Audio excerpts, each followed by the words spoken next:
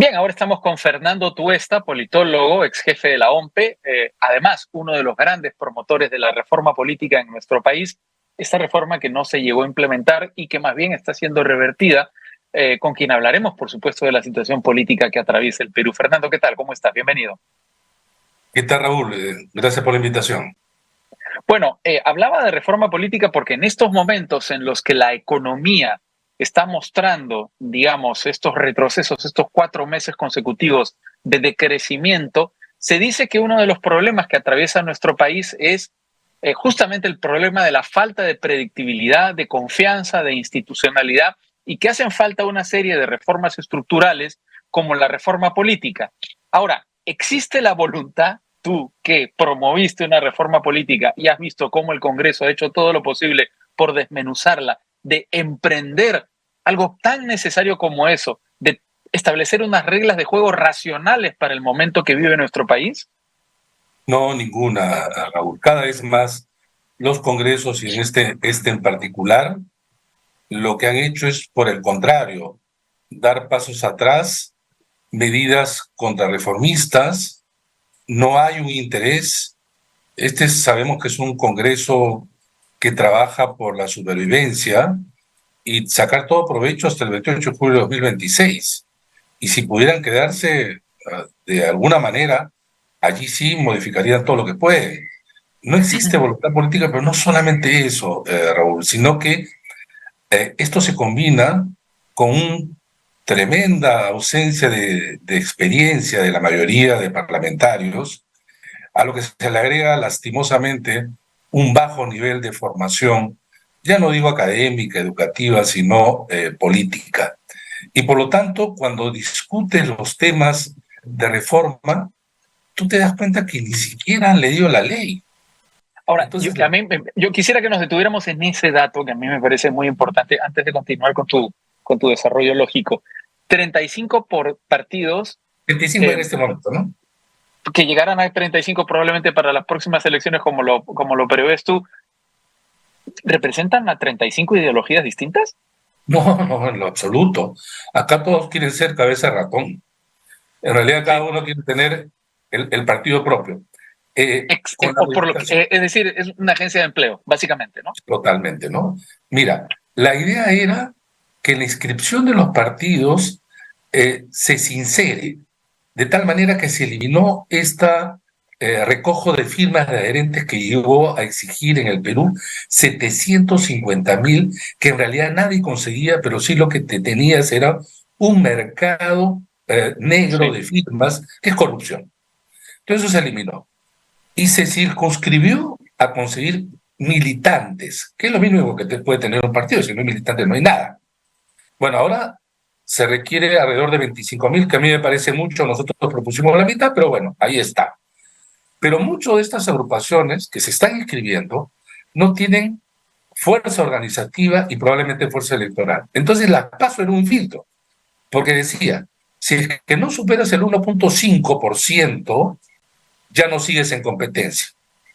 Entonces, participación, competitividad, acotar el número de partidos y por lo tanto te da qué cosa todo esto, legitimidad, porque luego de armada las listas, estas se inscriben tal cual por decisión del electorado. Esto no tiene ese proyecto de ley. El proyecto de ley agarra y su sustento es penoso. Te dice que te recuenta cosas y luego te dice, esto fue propuesto por el inhabilitado Vizcarra, Ya, ya. y que nunca se puso en práctica, claro, porque el Congreso lo suspendió 2 veces.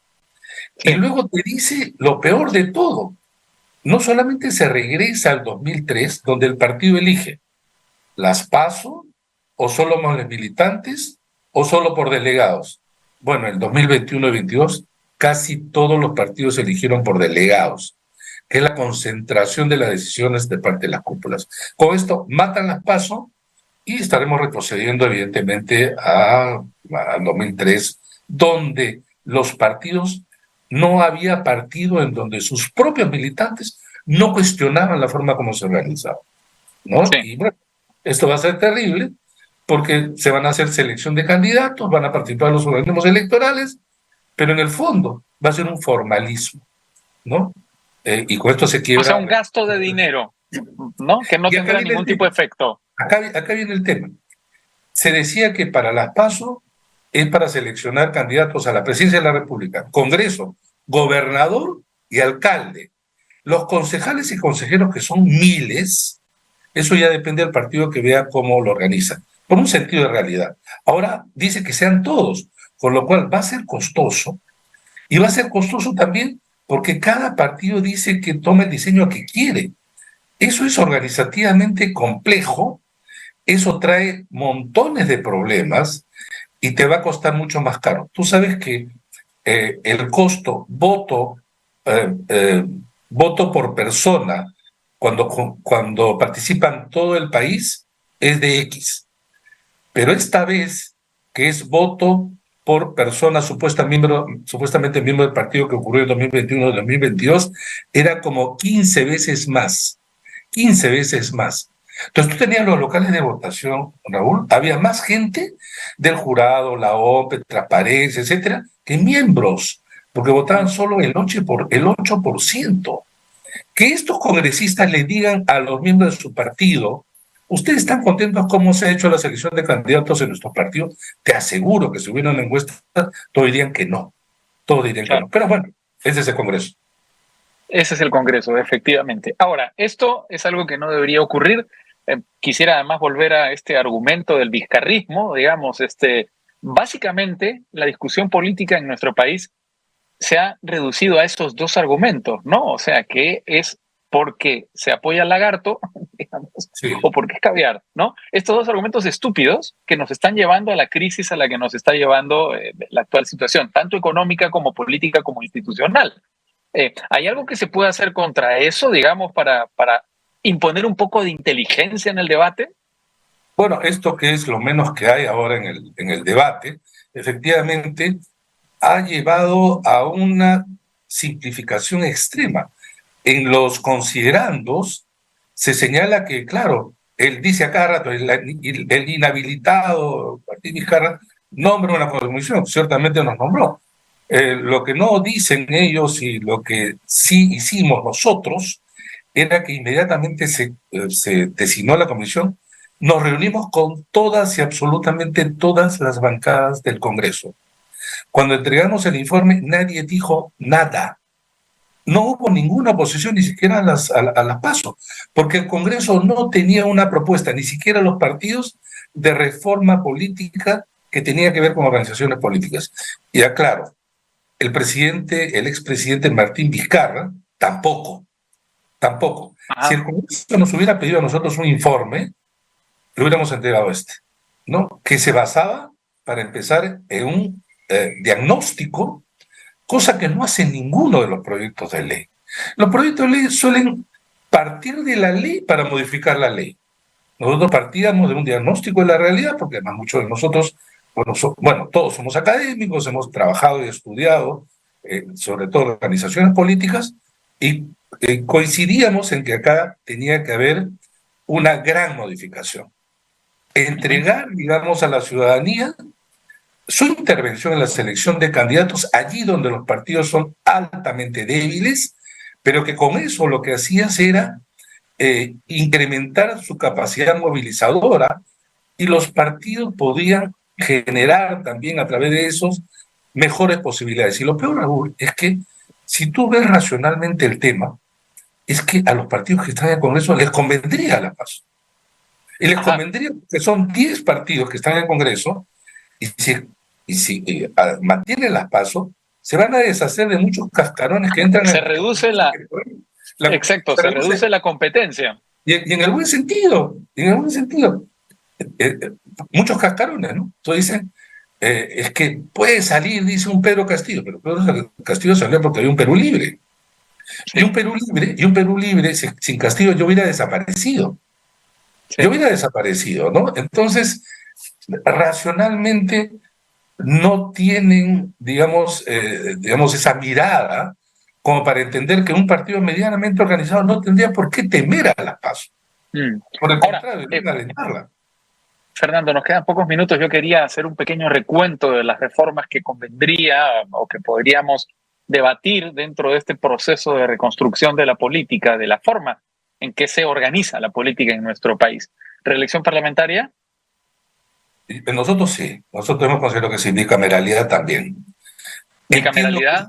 sí, también, y un juego de relaciones ejecutivo-legislativo que obviamente no sea desbalanceado como lo tenemos ahora, ¿no? Ajá, o Eh, sea, una reconstrucción de la confianza y de la vacancia presidencial. no, además lo que tú tienes es un instrumento a favor del Ejecutivo, un instrumento a favor del Legislativo. No Exactamente. puedes tener Eso se 10 llama a 1. equilibrio. No, Se llama equilibrio de poderes, ¿verdad? y luego modificar incluso en la figura de la vacancia. Yo creo que debe haber juicio político al presidente, que es otra figura, pero no Sí, es impeachment. capacidad moral que es, digamos, es elástico, no lo puedes utilizar cuando quieras.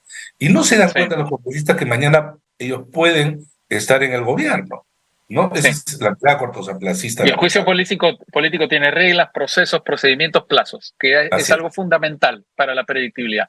Elección así de es. congresistas con la segunda vuelta. Elección de congresistas con la segunda vuelta. Así es. Candidatos Ese es. presidenciales al Congreso, los que no son elegidos. Ese es para nosotros un punto central. Imagínate tú a los líderes políticos ahora que están fuera, tenerlos en el Congreso. Para empezar, Claro. ordenar su bancada. El nivel del debate mejoraría y se sincera el debate Pero político. además te evitas situaciones como la de Soto, que se olvidó por completo de su bancada, ¿no? Él y varios, Varios. ¿no? No, pero ellos debían de ser y tienen que asumir la responsabilidad, ¿no? De En acuerdo. la Constitución del 79 era posible, Fujimori fue cabeza de lista de senador y candidato Por a la presidencia. supuesto. Y candidato a la presidencia. Aun cuando, en este caso debiera ser obligatorio, ¿no? Por ejemplo, encabeza la lista del Senado. Y eso sería Claro. súper interesante, ¿no? ¿Alguna otra reforma importante? Bueno, creo que eliminar expresamente el voto preferencial, ¿no? Y las Uh-huh. primarias tienen que ver con eso de manera importante. Bueno, y esto que no gusta, pero romper, cortar ese candado del número de congresistas que está en la Constitución. Nosotros Claro, somos el quinto país, es impopular, es pero tenemos impopular, muy claro. poquitos. Sí, no, y eso crea una serie de problemas. Somos el quinto país en población en electores, América Latina, pero tenemos el 14º en tamaño del Congreso. La gente No, puede hay decir, una subrepresentación brutal. no, no es para nada, para nada, para nada. Sí, de acuerdo. Muy bien, Fernando, como siempre, un placer conversar contigo. Gracias, Raúl. Hasta otro momento. Un abrazo. Un fuerte abrazo. Vizca Barça. Nos vemos.